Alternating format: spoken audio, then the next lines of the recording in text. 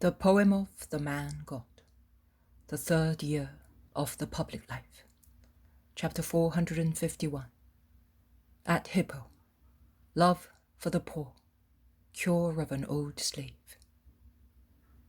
Please excuse me if this notebook is particularly badly written. The episodes were seen when I was between life and death after the unlucky 2nd of July, 1946. I wrote them lying in bed with very high temperatures, in addition to very severe pains. 2nd of July, 1946. Jesus enters Hippo on a clear morning. He must have spent the night in the country house of an inhabitant of the town who had gone to listen to him in order to go to town early in the morning of a noisy market day. Many people of Hippo are with him, and many more run to meet him when they are told that the rabbi has arrived. But not only citizens of Hippo are around Jesus. Also those of the village on the lake are present. Only a few women are absent, whether because of their physical conditions or because their children are too young to allow them to leave their homes. The town appears to be a nice one. It is situated a little above lake level and stretches out on the first undulations of the tableland, which lies beyond the lake and rises eastwards, extending to the southeast as far as the mountains of Hauran, and to northeast as far as the mountain range dominated by the Great Hermon. The town is important, not only because of its flourishing trade and wealth, but also because it is a road junction linking many regions beyond the lake, as is evidenced by the road signs placed in its neighborhood, bearing the names of Gamala, Gadara, Pella, Arbela, Bosra, Gergesa, and others. It is densely populated and much frequented by foreigners who come from the nearby villages to purchase or to sell or on other business. I see that among the crowd there are many Romans, both civilians and soldiers, and I notice that the people here, either because it is a characteristic of this town or it is typical of the whole region, do not appear to be so hostile or adverse to the Romans. Perhaps business relationships have linked them with bonds of expediency, if not of friendship, more than in any other area on the opposite shore. The crowds increase as Jesus moves towards the town center, where he stops in a large square planted with trees, in the shade of which the market takes place. That is, the more important business is negotiated, as retail selling and buying of foodstuffs and utensils is done beyond this square, on an embankment, on which the sun is already darting down and buyers and vendors protect themselves from the sun by means of sheets, which are stretched on small poles and cast small patches of shadow on the goods exposed on the ground. This place, covered as it is with sheets of all shades, set up not far from the ground and swarming with people wearing gaily colored garments, looks like a meadow adorned with huge flowers, partly immobile, partly moving around the tiny paths between the many-colored sheets. The place has thus a pleasant sight, which, however, disappears when the old-fashioned booths are removed, and the embankment appears in the yellowish desolation of a barren, wild place. It is at present animated with people bawling. How loud these people yell, and how many words they shout, bargaining, even for a woolen bowl, a sifter, or a handful of seed. And the bawling of buyers and vendors is increased by a chorus of beggars who strain their voices to be heard above so much noise. "You cannot speak here, master," exclaims Bartholomew. "Your voice is powerful, but it cannot overwhelm this noise." We will wait. See, the market is about to end. Some people are already taking their goods away. In the meantime, go and give alms to the beggars with the offerings of the local rich people. It will be the prologue to and the blessing on the sermon, because alms given with love passes from the degree of material relief to that of love of neighbor and attracts graces, replies Jesus. The apostles go away to carry out the order. Jesus continues to speak among the attentive crowd.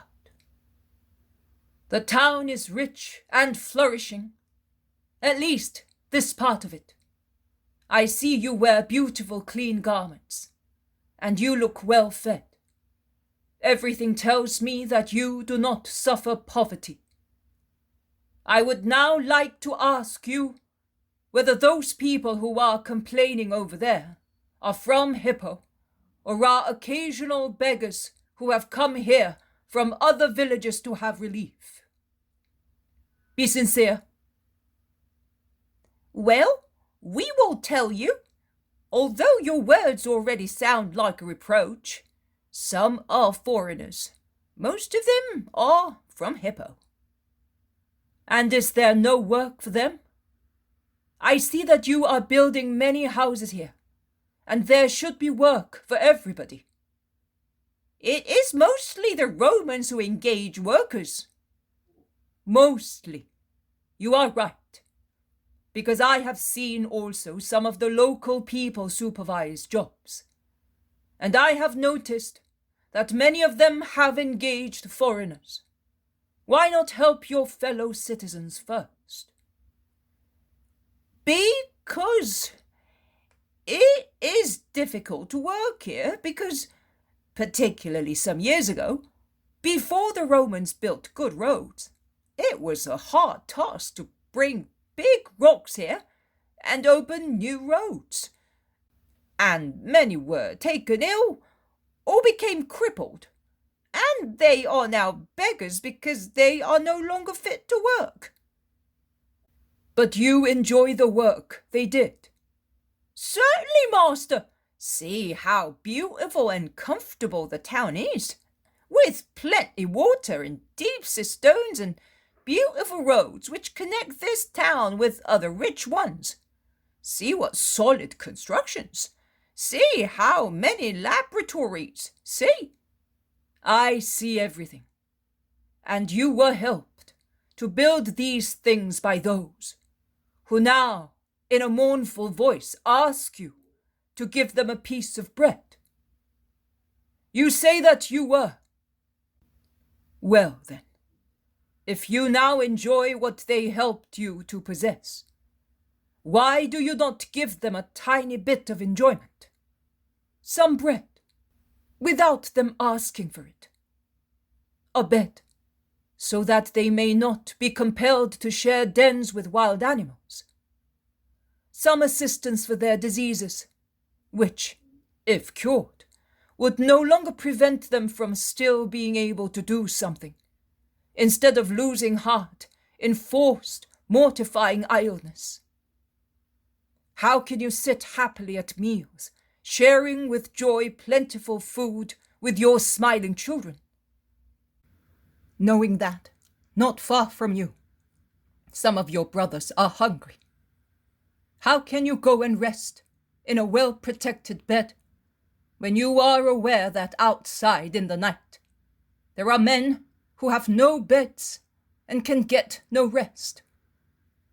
Are your consciences not tortured by those coins which you put away in safes, when you know that many people have not even a farthing to buy some bread? You told me that you believe in the Most High Lord, and that you comply with the law, that you are acquainted with the prophets and the books of wisdom. You told me that you believe in me, and you are anxious to know my doctrine. You must, therefore, have kind hearts, because God is love and he prescribes love, because the law is love, because the prophets and the books of wisdom advise love, and my doctrine is a doctrine of love. Sacrifices and prayers are vain unless their base and altar is love for your neighbor, and particularly for the poor and needy, to whom you can give all forms of love by means of bread, beds, clothes, comfort, and doctrine, leading them to God.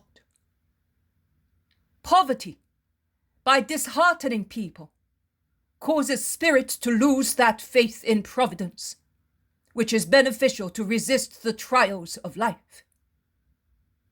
How can you expect a poor man to be always good, patient, pious, when he sees that those who have received everything from life, and thus, according to common opinion, from providence, are hard-hearted, without true religion? Because their religion lacks the first and most essential part, love.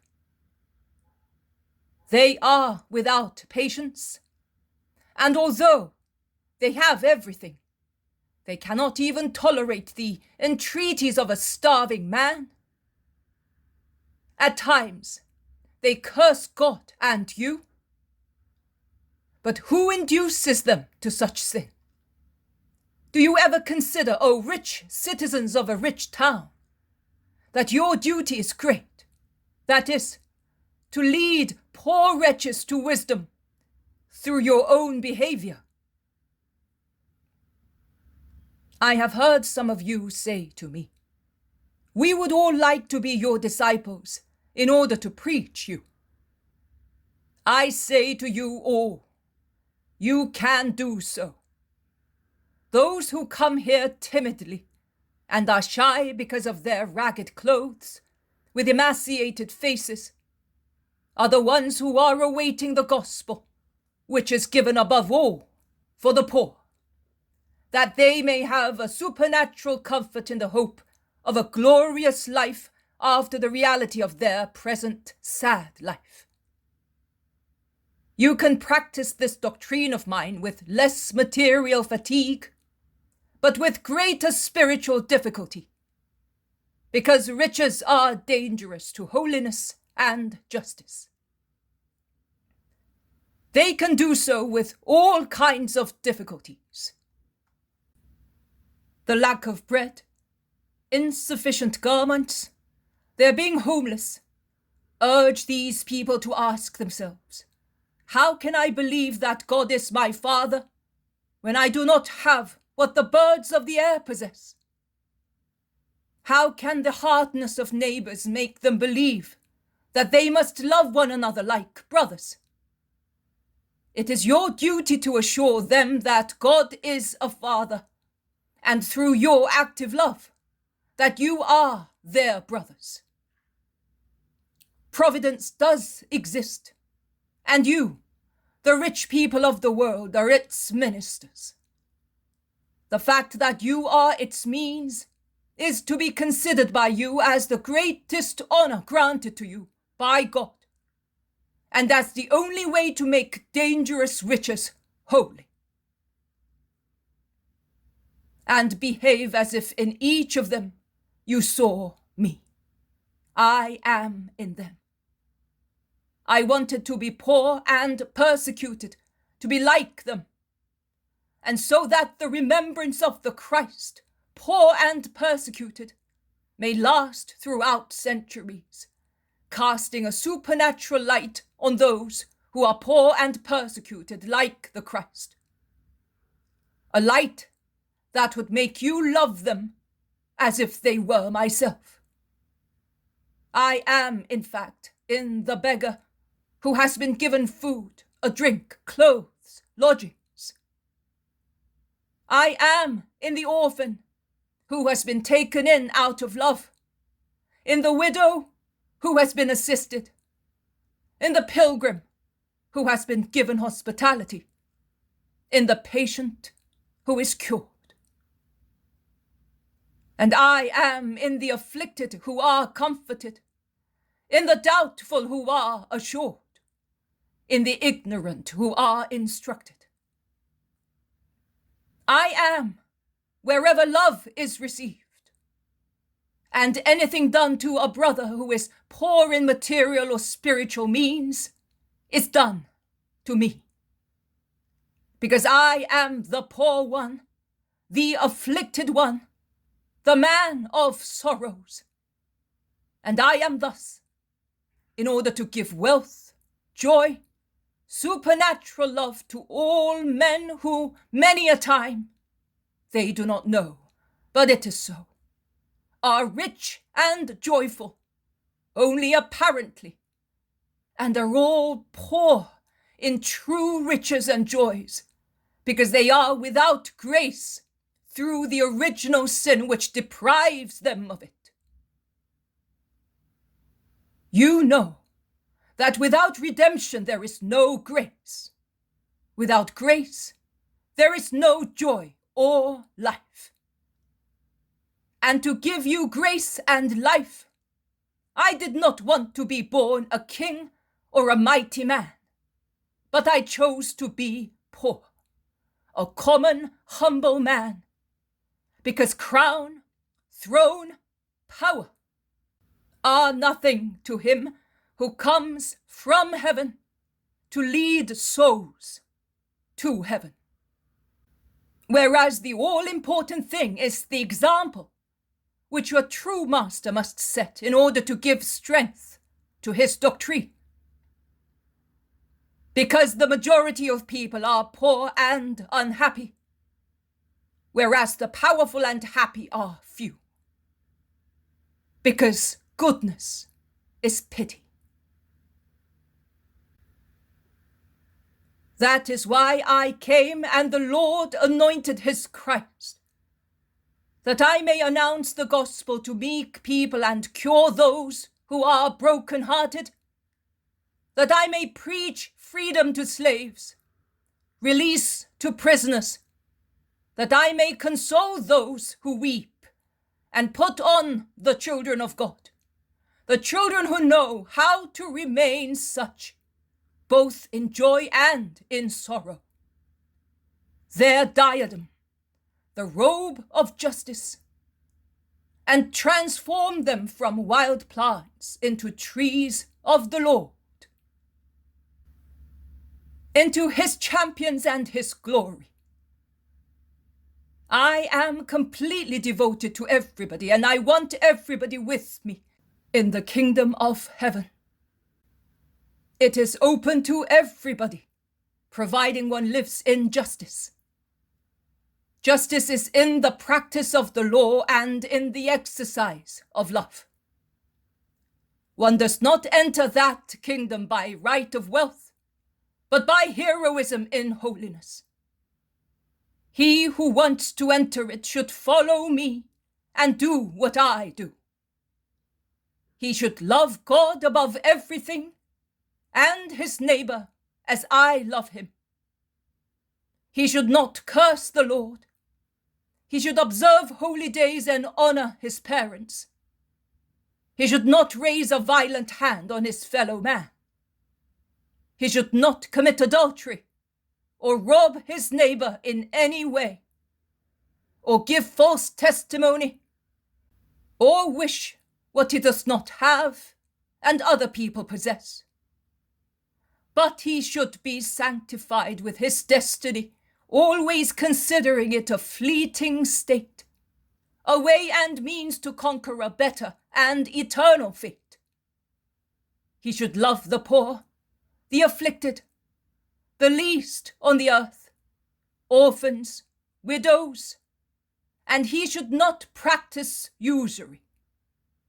He who does that, whatever his nationality and language, his condition and wealth, will be able to enter the kingdom of God, the gates of which I will open to you. Come to me, all you of good will. Be not afraid of what you are or you were. I am water that cleanses the past and fortifies for the future. Come to me, you who are poor in wisdom. Wisdom is in my word. Come to me, Start a new life on new ideas. Be not afraid of not knowing, of not being able to do it. My doctrine is easy, my yoke is light. I am the rabbi who gives without asking for recompense, without asking for any recompense but your love. If you love me, you will love my doctrine, and consequently, your neighbor and you will have life and the kingdom. Rich people, divest yourselves of your attachment to riches, and buy with them the kingdom by means of all the words of merciful love for your neighbor. Poor people, divest yourselves of your dejection, and come unto the way of your king. With Isaiah I say, oh, come to the water, all you who are thirsty. And you as well, who have no money, come and buy. With love, you will buy what is love, what is imperishable food, the food which satisfies and fortifies. I am going away, O rich, poor men and women of Hippo. I am going away to obey the will of God. But I want to depart less afflicted than I was when I arrived. It is your promise which will relieve my affliction.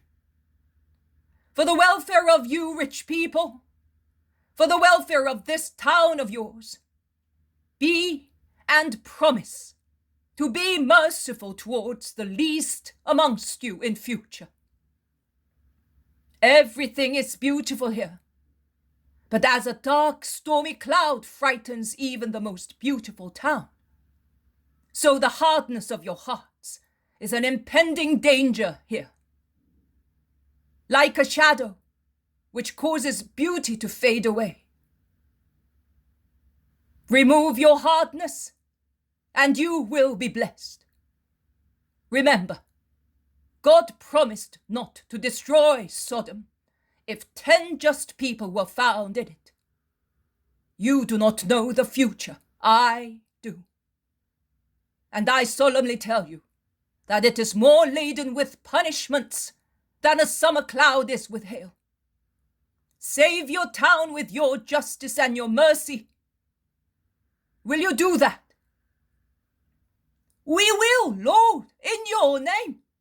Speak, please, go on speaking to us. We have been hard-hearted and sinners, but you are saving us. You are the Savior. Speak to us. I will be with you until evening, but I will speak through my deeds. Now, while the sun is flaming, go to your houses and meditate on my words. And where are you going, Lord? Come to my house, to mine. All the rich people in Hippo want him, and they almost contend with one another to justify the reason why Jesus should go with this man or that one. He raises his hand, imposing silence. He achieves it with difficulty. He says, I am staying with these. And he points at the poor people who, gathered in a group at the end of the crowd, are looking at him with the attitude of people who, although derided, feel that they are loved. And he repeats, I am staying with them to comfort them and share our bread with them. I want to give them an advance of the happiness of the kingdom, where the king will be sitting among his subjects at the same banquet of love.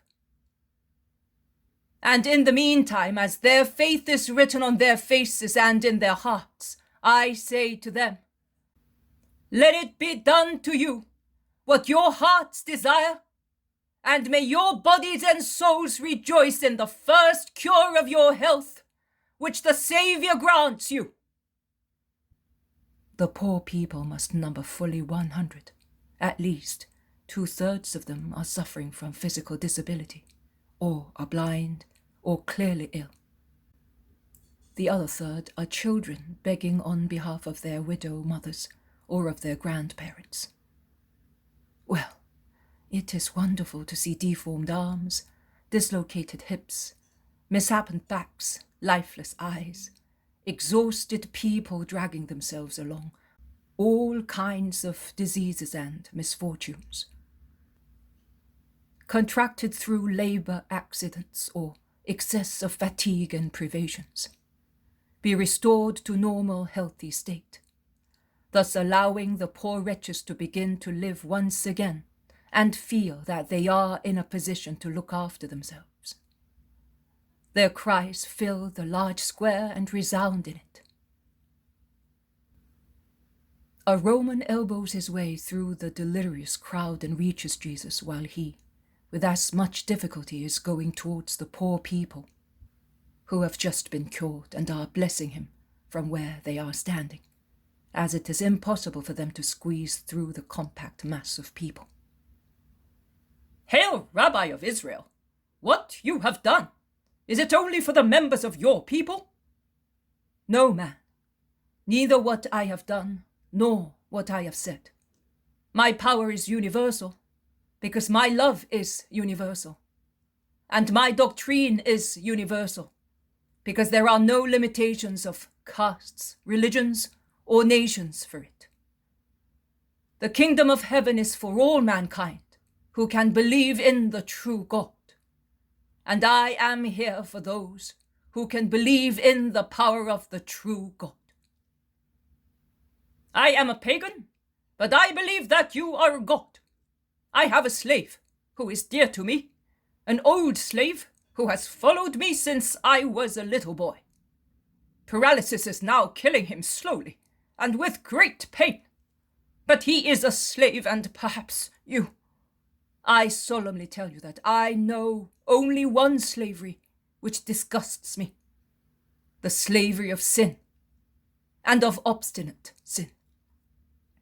Because he who sins and repents meets with my pity. Your slave shall be cured. Go and get rid of your error by entering the true faith. Are you not coming to my house? No, man. Actually, I have asked for too much. A god does not go to the houses of mortals. We read about that only in fables. But no man ever gave hospitality to Jupiter or Apollo. Because they do not exist. But God, the true God, enters the homes of those who believe in him and bestows health and peace to them. Who is the true God? He who is. Not you? Do not lie. I feel you are God. I am not lying. What you said is true. I am God. I am the Son of God, who has come to save also your soul, as I saved your beloved slave. Is that not him coming shouting at the top of his voice? The Roman turns round and sees an old man who is followed by other people and is running, enveloped in a blanket, shouting, Marius! Marius! My master! By Jove, it's my slave. How? I said, Jove! No, I say, by the Rabbi of Israel. The man does not know what to say. The crowds open out willingly to let the old man, who has just been cured, pass through. I am well, master. I felt something like a fire in my limbs, and I heard an order. Get up. I thought it was your voice. I got up. I could stand. I tried to walk, and I was able. I tried to touch my bed sores. They had disappeared. I shouted. Nereus and Quintus came. They told me where you were. I did not wait to get some clothes. Now I can still serve you. The old man on his knees is weeping, kissing the tunic of the Roman. Not me. This rabbi cured you. we will have to believe Aquila. He is the true God. He cured those people just with his voice. And you, I do not know how. We must believe. Lord, I am a heathen. But here, no, it's too little. Tell me where you are going, and I will honor you. He offers a purse, then puts it away. I am going with them under that dark porch.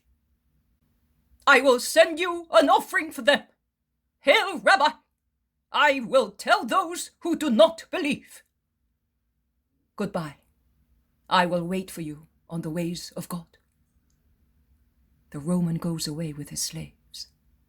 Jesus goes away with his poor people, with his apostles and the women disciples. The porch, it is more like a sheltered road than a porch, is shady and cool, and the joy is so great that even the place looks beautiful, although it is a very common one. Now and again a citizen comes and gives offerings. The slave of the Roman comes back with a heavy purse, and Jesus gives words of light and support in money. And when the apostles come back with a variety of foodstuffs, he breaks the bread and blesses the food, which he then hands out to the poor people, to his poor people.